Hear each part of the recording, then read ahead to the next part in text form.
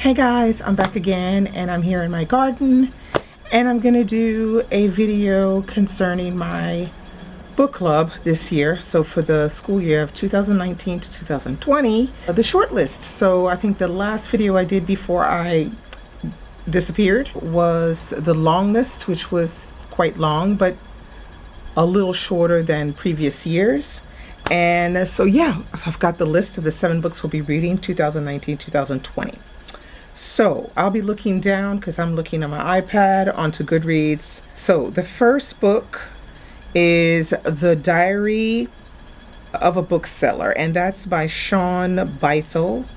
Now, I didn't vote for this one. I personally didn't really care when I read the synopsis on Goodreads.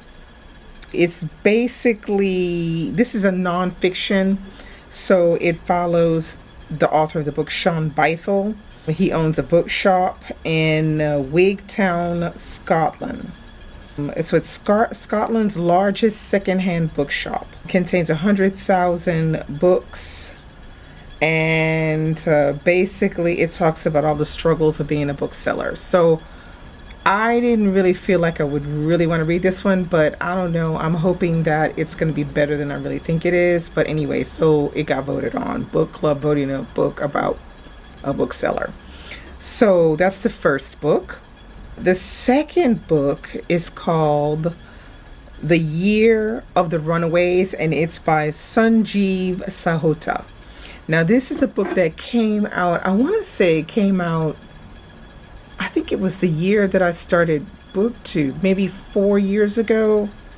And it was blurbed by Salman Rushdie, and it was also, I think, a Booker Prize long-listed book. I had it on my bookshelf and I wanted to read it and I just never got around to it. Actually, it was shortlisted for the Man Booker, and it was on the Guardian's Best Novels of 2015. And this is a story about 3 young men and 1 woman that come together in a journey from India to England, where they hope to begin something new, to support their families, to build their futures, to show their worth, to escape the past. They have almost no idea what awaits them. So it's a story of refugees, people that are, going from one country to another looking for a better future. So I'm very excited to read this one. I did vote for it, so yay. All right, third book on the list. You all have heard about this one.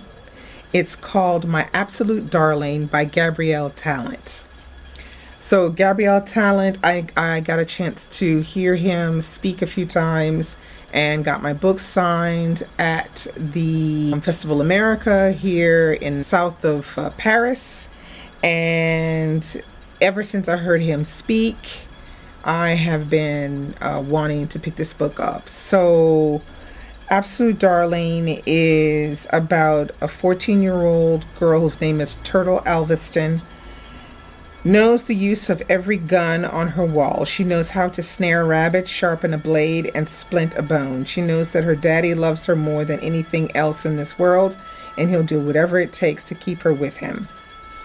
All right, that's all I'm going to say about that. So you get the sense it's a father-daughter story.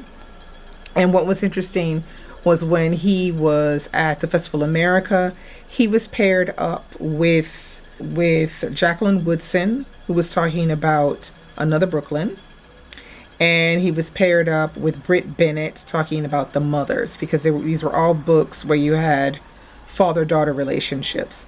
It was fantastic. Very, very interesting to hear the 3 of them talk together about this idea of constructing a story around father-daughter relationships.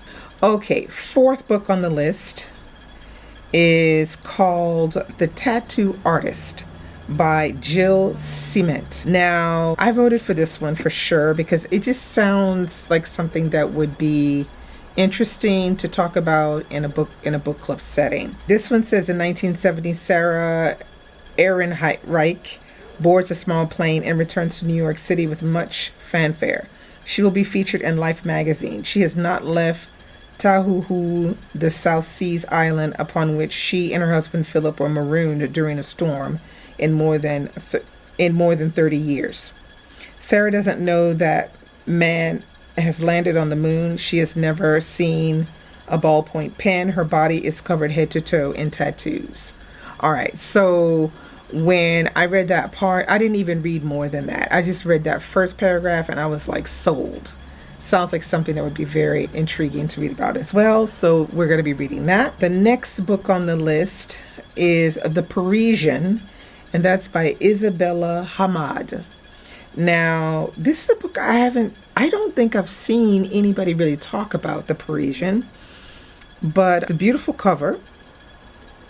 And it says, as the First World War shatters families, destroys friendships, and kills lovers, a young Palestinian dreamer sets out to find himself. Midhat Kamal picks his way across a fractured world, from the shifting politics of the Middle East to the dinner tables of Montpellier and a newly tumultuous Paris.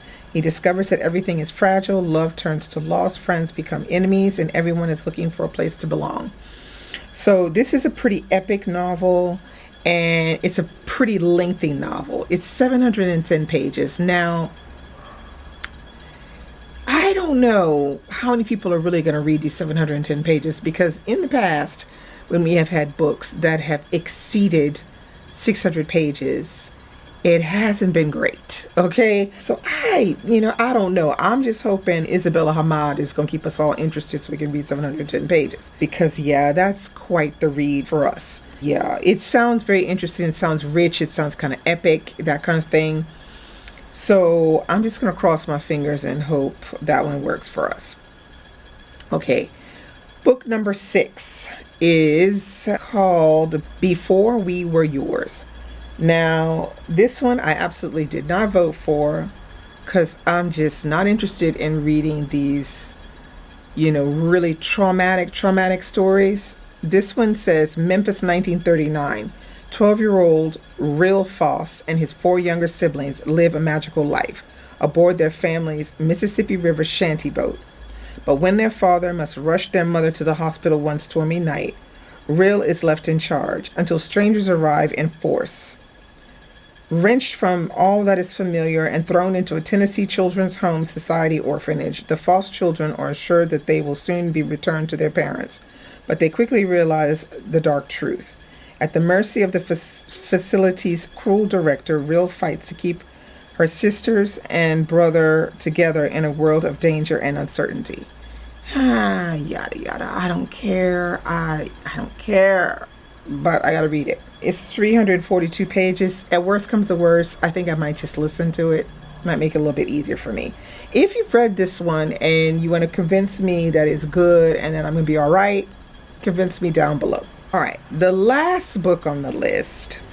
The last book on the list is The Warmth of Other Suns, the epic story of America's Great Migration. Okay, that is by Isabel Wilkerson. I'm really excited about this one. Now, I've already read it. I read it, yeah, like when it came out.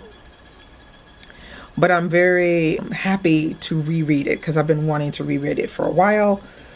Here again, this is another book that is not short. It's 622 pages, but it's 622 pages. It's nonfiction, but it reads like fiction. I personally think they're gonna be all right with this one because you get really attached to these, these real people, wanting to know what's going to happen to them. If you don't know what it's about the exodus of 6 million black people that moved from the south of the U.S. to the north and to the west coast. And basically you follow, I think it's 4 different people. You follow their journey. This is the most edifying book because it gives you so much historical information, and you are with these people, like you going through it with them when you're reading it. It's really well done. So yeah, that's book number 7.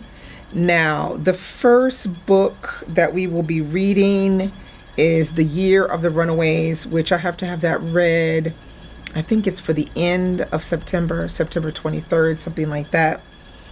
So I need to get started. I'll probably get started not next week, but the second week of September. I'll get started with the Year of the Runaways. And of course, I'll be back here to review it, even though I'm sure you can find a few reviews of it already, because when it came out, I know a lot of people jumped on it and read it.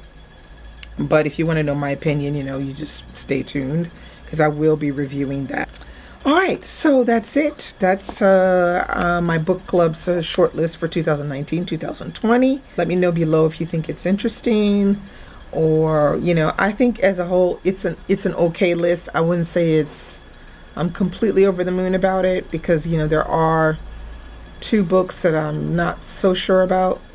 3 if I count the Parisian. It seems like it could be interesting, but I'm afraid, I don't know, because it's not one that a lot of people have jumped on recently, so I'm in doubt of those. But stay tuned to hear what I got to say. The next video I will do will be a wrap up of what I've read July and August. I'm going to do a wrap up because it'll be a lot easier, because there are a lot of books that I won't be able to do as in-depth reviews because I couldn't do them right away. So I may be missing a few details to actually do a single review. So I will do a wrap up, but it'll be a good wrap up. I'll try to be thorough, and you'll get the idea what I think about the books. All right, so have a good weekend, and I'll be back with you next week with another video.